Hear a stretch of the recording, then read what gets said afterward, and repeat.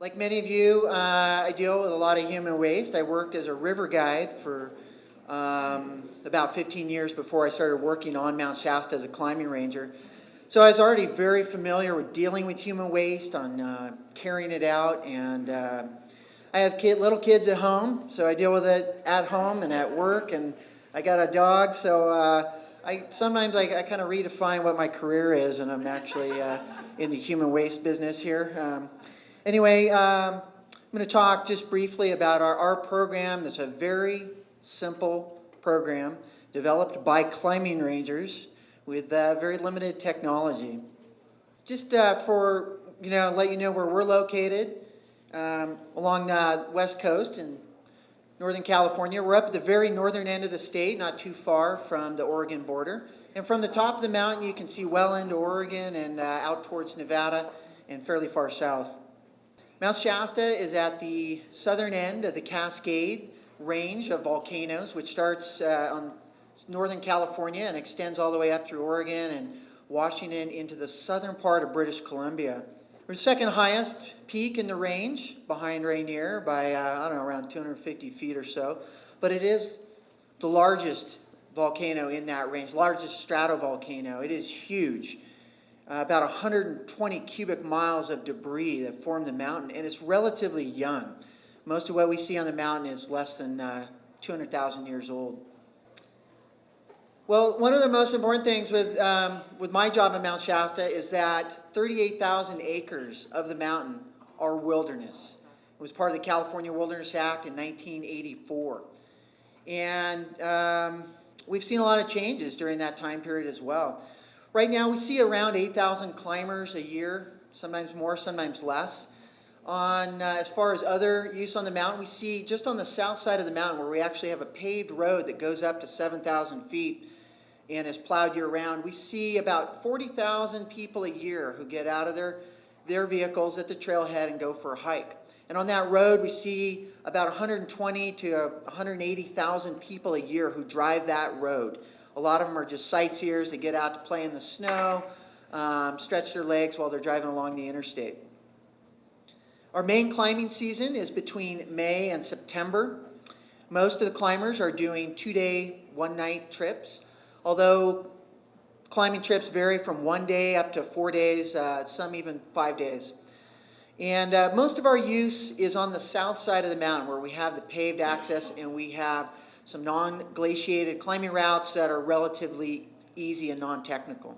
This is our main trailhead, a wilderness trailhead. This is what it looks like in May and June. We could have 150 to 200 cars at the trailhead on weekends in May and June. This picture was taken in June. A lot of times in April and into May, we've got 15 feet of snow or more at the trailhead and limited parking. The first time I climbed the mountain back in the mid-'80s, I was told, the south side is too busy. It's kind of a little messy and smelly up there at the high camp, and so I went to the north side. I didn't see a single person the whole trip, no one on the summit, middle of July. But it's increased dramatically, and along with that came more human waste on the mountain. Yeah, this is the throne at Helen Lake, which is kind of the standard high camp of the normal route on the mountain, Avalanche Gulch. And this picture is taken in September, and for a long time there was really no system on the mountain. As far as even having a pit toilet, this was put in the late '80s because the feces at Helen Lake were getting out of control. We started calling them brown trout. Take your limit. There's no limit there. Take them all down the hill with you. But it started to be a problem, and so this was a quick duct tape solution to it. But it's a pit toilet, which is not a good solution. There are other problems that we have on the mountain too. This is a wilderness area. We don't like structures in the wilderness area. Some other problems we have are snowpack.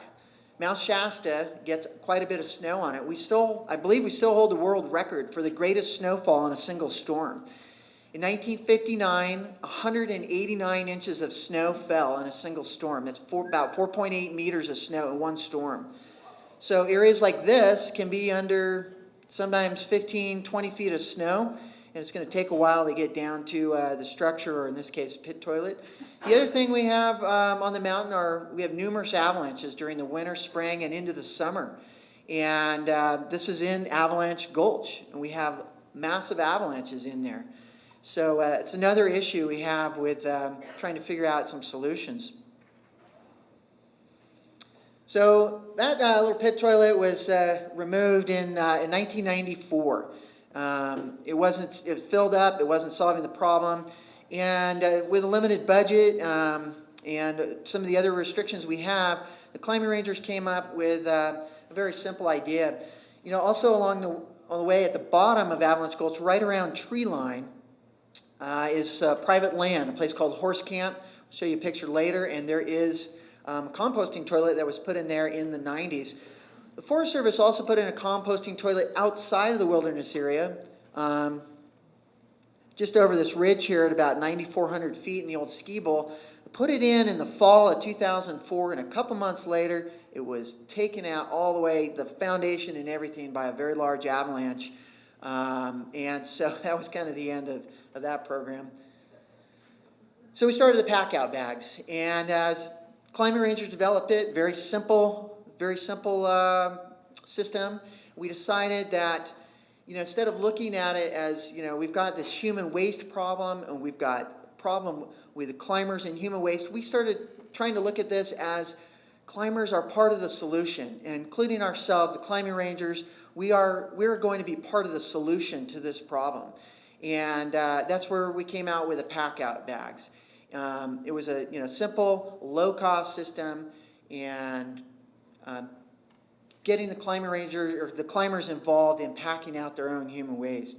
When we started, it was mandatory for the outfitters, but volunteer for the public users. And then in 1997, with the beginning of the Fee Demonstration Act, we were able to install some vault toilets at our main trailheads on the mountain, which made a big difference. And then we also required the use of pack-out bags that year. And the climbing rangers were out there to, educate people and to pass on the climbing, the pack-out bags, and to enforce it and to clean it up for those who didn't use it. So very simple system. Got an instruction sheet in here. When we first developed this, it was 8.5 by 11. We decided to make it a little bit bigger. And, people don't really like to read anymore. Some people say we're moving in the post-illiterate era. So to make it a little simpler, we put a big target on the back. And that seemed to, people seem to figure that out pretty quickly. We just took 2 lunch bags, paper bags, and put a little cat litter in them. And cat litter are just clay particles. And you could use something else that is good at absorbing moisture. So between the cat litter and the paper, it helps absorb a lot of the moisture, and then sealed up in a Ziploc bag. So one of my favorite parts about this program is putting these together. When it first started, the climbing rangers were doing it, and we didn't really have time to do that. So we started looking around, and we found right in our small town, we have an opportunity center, which is a place for adults with developmental disabilities. And they were more than happy to take this on. We purchased a lot of the materials for this, a lot of it from government supply. Government doesn't sell cat litter, so we buy a ton of cat litter from the local market, and they're happy to do that for us. And it's another way that we get the community involved. But these folks here in the picture, they actually have fun putting these together, and they laugh every time I go to pick them up. They call them crap packs, and they just laugh that we use something like that.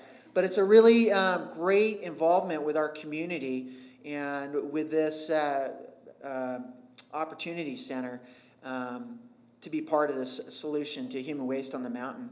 Another thing that we do, the opportunity center puts the pack-out bags into these old cases of beer, which they collect from the local stores.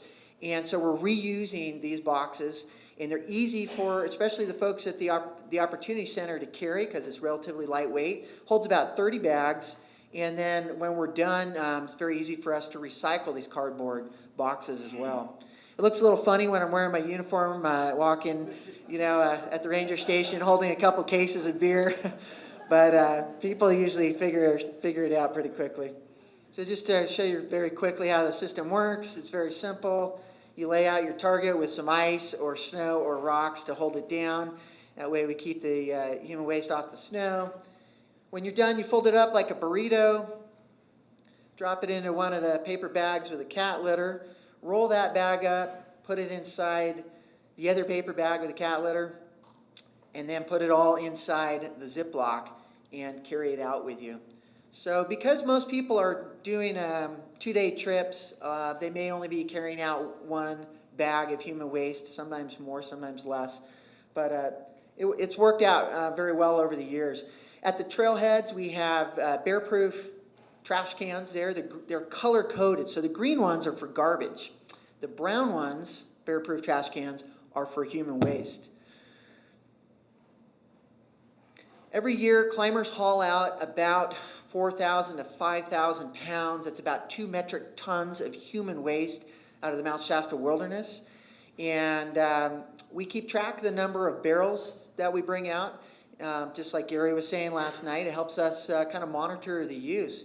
Another thing we keep track of is the amount of human waste that we as climbing rangers clean up and haul out on the mountain. And what I've noticed was the amount dropped dramatically over the years. When we first made this requirement that you have to carry out your human waste, we started off with a couple of years in a volunteer for the public, just to kind of get them used to it.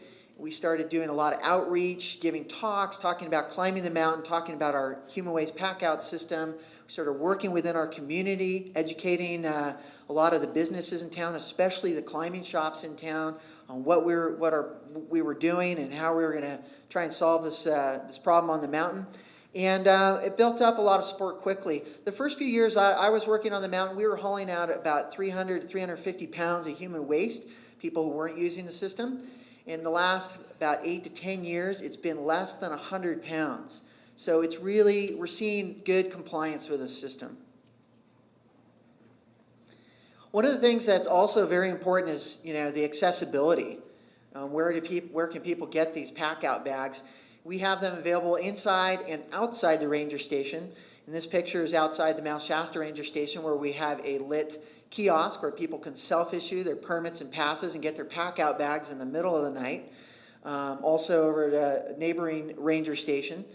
We have them in the retail stores in town, so when people are going in to rent their mountaineering boots and their ice axes and helmets and crampons, they can pick up their pack-out bags there. It's another great way that our community is involved. And also at all the trailheads where we have self-issue and people can pick up the pack-out bags there. And all the climbing rangers, we always carry several extras. And as we're making contact with climbers on the mountain, say, hey, you got a pack-out bag with you? Oh, you forgot to pick one up? Oh, I've got one for you here. And keeping them also up at our high camps on the mountain. We usually like to go around and talk with the climbers in the evening, letting them know about what some of our concerns might be with the conditions, if we're expecting lightning or rockfall or avalanche activity, things like that, and also talking about the human waste system. And I think that one-on-one contact is another way that helped us to reach a higher level of compliance. Another, we have pack-out bags at horse camp, which is a lot of the climbers do travel through there on their way up the hill. And horse camp is it's almost 90-year-old building that is on private land inside the Mount Shasta Wilderness. Belongs to the Sierra Club Foundation. It was built in 1922. They do have a composting toilet there that they put in. It wasn't working real well the first few years, but really the last 5 years they've had a dedicated person who spent a lot of time on it, getting it stirred up and taking care of it, and it's been working very effectively the last 5 years. But it also provides another alternative for climbers going up. This is our high-use route on the mountain that pretty much travels either near or through the horse camp area. People don't sleep in the cabin there. They camp around it and kind of use it as a meeting place. So a little different than a lot of the huts that you find elsewhere. Looking into the future with our program, we have been looking into using biodegradable plastic bags instead of these government issue plastic Ziplocs. Been a little hesitant with some of that, just worrying about some of the bags maybe cracking and breaking, and people aren't going to be happy if they're hauling out their human waste and it starts leaking out of the bag. So I'm kind of just taking a look and studying some of those bags on how long we can expect them to be sturdy. We've also looked in several times into using some of the other systems that are out there, some of the commercial pack-out bag systems. And as I mentioned earlier, we really like the idea of climbers being part of the solution here and using the pack-out system, and it's worked very well for us on the mountain. It's fairly inexpensive for us. This year, I've calculated about 56 cents a bag is what we spend on these, and that's our total cost. Last year was a little bit more for whatever reasons. It was about 61 cents last year, but it's been around 50 to a little over 60 cents a bag since we've been using this system. So it's very inexpensive. It's accepted by the public. We're getting good compliance with it, with the climbers on the mountain. And I think, as I mentioned earlier, most importantly, the community involvement has been really important. So the community partnerships we have with the local stores and the Opportunity Center. So several people to acknowledge here. Gary Oey, who worked on Mount Shasta years ago, and Dan Towner and Matt Hills, climbing rangers, who helped develop this system. So I assume that the pack-out bags go into the landfill? Well, we've had a couple different processes over the years. When we first started with the system, we were asking climbers to, when they got back to the trailhead, since we have vault toilets there, was to open up the Ziploc bags and drop the paper bags and contents into the pit toilets. And the paper would disintegrate in the vaults and was easily pumped out by the septic companies that come to the vault toilets. After several years, we were having some problems with people just dropping the whole thing into the vault toilets, and the plastic bags causing problems when they were pumping out the vaults. And so after that point, we switched to a barrel system where we were taking the barrels and we were driving them to a facility that incinerates medical, biological waste. And that added some extra cost to our program. We were storing barrels, and we get about 30 barrels in the tree cooler, keeping them nice and cool in there, and then we load up the flatbed and drive them down. And we were getting ready to switch to a new program, and we talked to our county landfill about using a system that can be dumped in the landfill, and at the time they weren't comfortable with that. So they said, well, what are you doing? What are you guys using now? And we said, well, we've got this system with cat litter and the paper bags. And they said, well, how much do you do a year? And we said, oh, we about maybe 4,000 to 5,000 pounds. We get maybe 8,000, 10,000 climbers a year. And they said, that's nothing. We have no problem with you taking them to the landfill. So that's what we're doing with them now. We do, like Gary was talking about last night on Whitney, we do like to keep them separate. For several reasons. One is keeping track of the compliance with it, but also we do have some people who are dealing with the trash who don't deal with the human waste at the trailheads, and we'd rather that they not deal with that.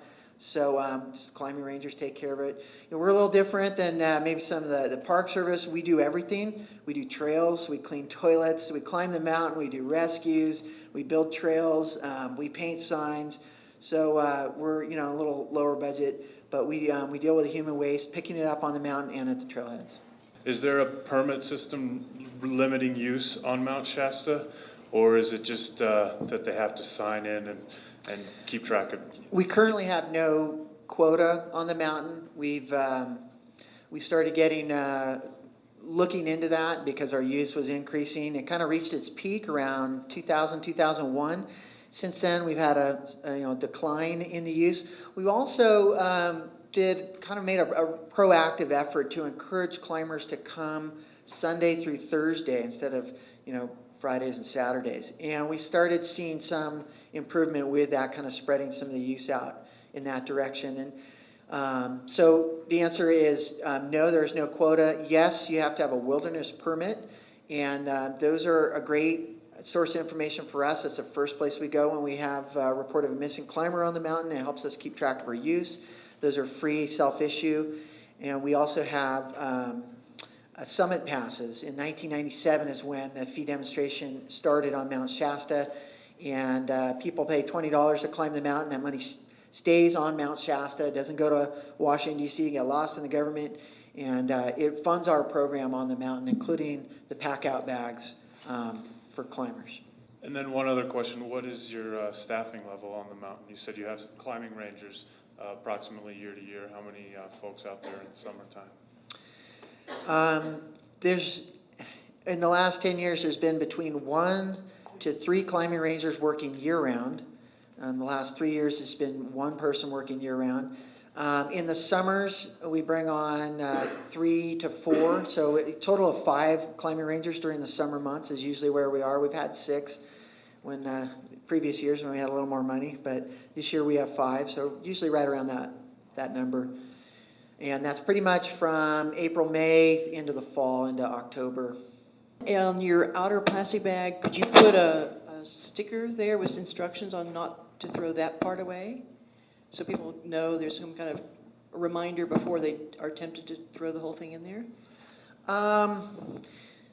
That's a good idea, putting something on the bag on the outside. It is, it was on the instruction sheets. Now we're telling people to dispose of it into the, used pack-out bag receptacles at the trailheads. But, that's a good idea. That's something, that could be done to limit the amount of plastic into the vaults. And also I was thinking if you're trying to test your biodegradable bags, you could probably use some of those and also have the biodegradable bag have the contents and then also have the plastic bag as like a backup. Yeah, that's a good idea. And then you could get people to maybe have a feedback loop where if something did leak, they could tell you or something like that. Both Gary's overview of the Whitney program last night and your program on Shasta, it seems it's the initial introduction of the program and the sort of hurdles you have to go through, and eventually visitor compliance continues to develop towards a successful program. So my question's sort of 2 parts. One is, it sounds like you started on a volunteer basis for several years, and I guess maybe you could elaborate a little bit on that as an indicator that there was potential for the program to be successful.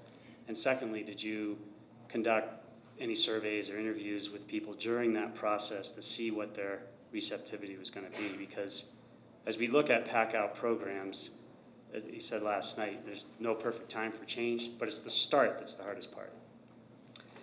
Yeah, there were a couple things going on when we started, even on the volunteer system. Things like this were developing elsewhere. So some, climbers were saying, hey, Rainier's got a similar program, or they were seeing things like this elsewhere. So a lot of our climbers, however, are less experienced, and so this was all, the whole idea of carrying out was new. I think some of our, working with our community was really important, and I think also, our contact with climbers at the ranger station, at the trailheads, en route, and also the talks that, that we give. We go to climbing clubs and outdoor stores and give talks about climbing the mountain, helping people know what equipment and skills they need, what some of the hazards are they need to be aware of, and that we have a system for carrying out human waste. And I think all those things together, it really, in the big picture, it didn't take that long before it became accepted. And I think now, more and more mountains have some type of carry-out system, and so climbers are become more accustomed to it.